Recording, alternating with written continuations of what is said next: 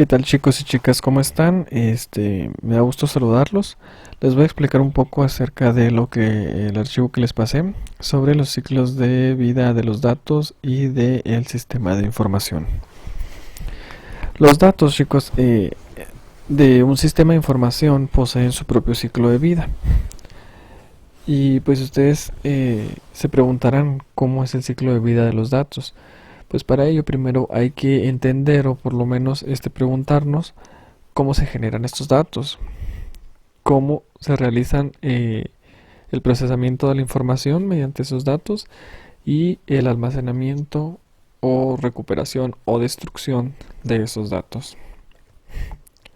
Entonces, según la información que les envié, un sistema de información realiza 4 actividades básicas. ¿Cuáles son esas 4 actividades? Pues primero una entrada de información, que es donde llega la información al sistema.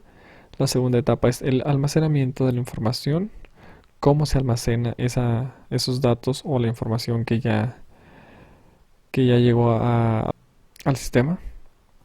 La etapa número 3, que es el procesamiento de esa información o de los datos procesados para convertirlos en información. Y por último, la salida de la información. Incluso se puede agregar salida o destrucción de la información. Aquí tenemos un diagrama sobre estas etapas del ciclo de vida de un sistema de información, donde nos indica eh, la entrada, de los datos, que es la primera etapa. El segundo, que sería un almacenamiento de el proceso de la información, que sería una etapa 3.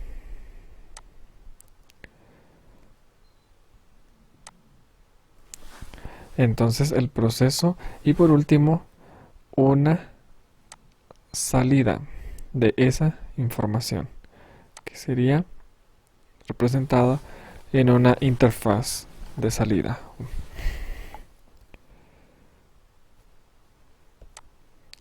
Muy bien, entonces vamos a ver otro diagramita para entenderlo un poquito más.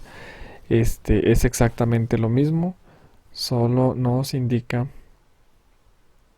que el sistema cuenta con una entrada, con una salida y con un almacenamiento cuando la información ya es procesada.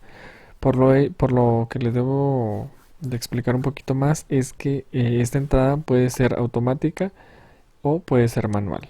Si se refiere a manual, sería por parte del usuario, del mismo usuario, una entrada manual, por ejemplo, mediante el teclado, mediante notas de voz, audio, etcétera. Pero si hacemos una entrada automática, puede referirse a que otros sistemas de información estén interactuando con mi sistema o con el sistema que va a procesar esa información. Entonces, hay sistemas terceros que interactúan directamente con el sistema principal. El procesamiento de la información permite la transformación de datos en información para la toma de decisiones. Recuerden, el procesamiento es de datos obtenidos en el sistema para convertirlos a información cuando ya se procesan esos datos. Esos datos, ya una vez procesados, se pueden almacenar y una vez almacenados podemos emitir una salida o eliminarlos. ¿Qué quiere decir? Que ya la información está siendo o ha sido procesada. Vamos a ver más detalladamente cada uno de estas etapas conforme a lo que nos quieren decir o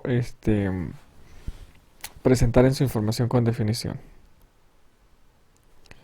La entrada de la información, como les decía, es el proceso a través del cual el sistema de información toma los datos que se necesitan para procesarlos. Entonces la entrada de información es donde se toman los datos iniciales para poder procesarlos.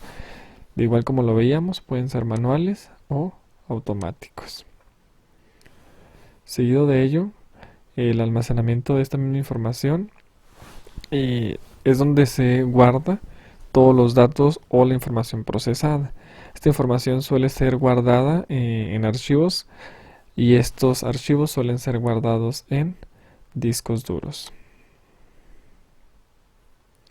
Para el procesamiento de la información, es donde se realizan los cálculos o las operaciones. Recuerden que estos procesamientos pueden realizarse con datos recién introducidos o datos ya almacenados. Podemos estar introduciéndole al sistema datos que son nuevos o datos que ya tenemos guardados en una base de datos, en nuestros archivos, en nuestro disco duro, etc. Y esta etapa es la que transforma la fuente de datos de información para la toma de decisiones, que es lo que nos interesa. Por último, la salida de información es aquella donde los datos ya fueron procesados y por lo tanto vamos a exteriorizarla, vamos a sacar esa información a través de, no lo sé, otro sistema de información, un módulo, a lo mejor una terminal, otra computadora, una impresora si deseamos imprimir en papel nuestra información, etc. Es demasiado claro, por lo que nos vamos a pasar a la etapa del ciclo de vida de los datos. Recuerden, el anterior que les expliqué, ese fue el ciclo de vida de un sistema de información. Ahora lo que vamos a ver es de los datos. Este es un poquito más fácil, comprende que es la captura de los datos. Vamos a... en esta sección es donde se obtienen los datos. ¿Cómo los vamos a obtener? Pues a través de, no lo sé, formularios, encuestas, muestras, grabaciones, incluso de redes sociales, de sensores, de entrevistas, etcétera. Una vez que tenemos los datos, los vamos a clasificar.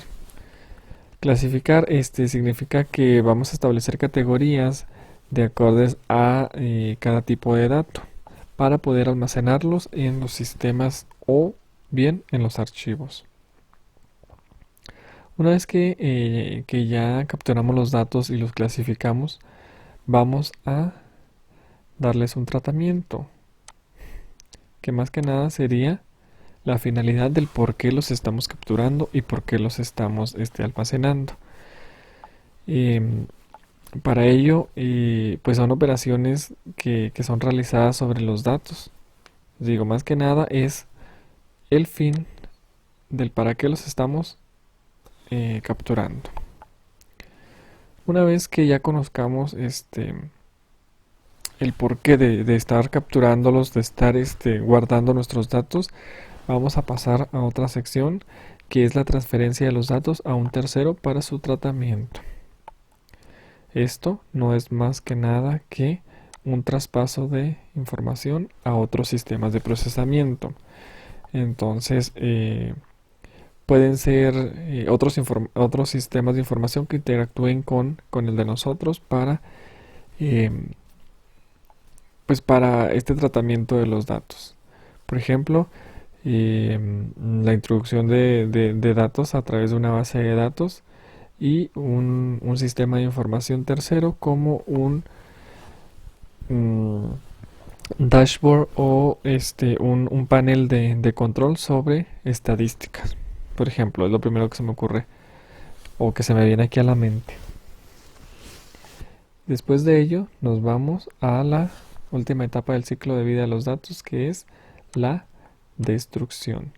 Y la destrucción no es más que nada saber cómo vamos a eliminar estos datos, de si ya no los vamos a almacenar o si ya no nos van a servir en nuestro sistema, cómo se deben eliminar. Y por último, A manera de resumen, se puede decir que el ciclo de vida de los datos deberá contener la información que permita una adecuada identificación de todas las amenazas y valoración de riesgos, a modo que contemplemos como resumen el, el comprender, bueno, cómo se capturan y de dónde se obtienen los datos. Además, cómo son clasificados y cómo se almacenan o dónde los vamos a guardar. Después de ellos, ¿cuál es la finalidad que le vamos a dar a esos datos? Incluso en la etapa número 4, conocer si va a haber transferencia de datos a sistemas de información terceros. Y por último, cómo destruir esos datos o saber el plazo de conservación. Por ejemplo, si solo voy a utilizar esos datos una semana, pues cómo los voy a destruir posteriormente en el plazo de esa semana. Esto es todo, la verdad es algo muy sencillo. A manera de resumen, les recomiendo que pongan demasiado énfasis en esto, que es el resumen general. Creo que con esto terminamos la clase, la explicación. Dudas al privado, por favor.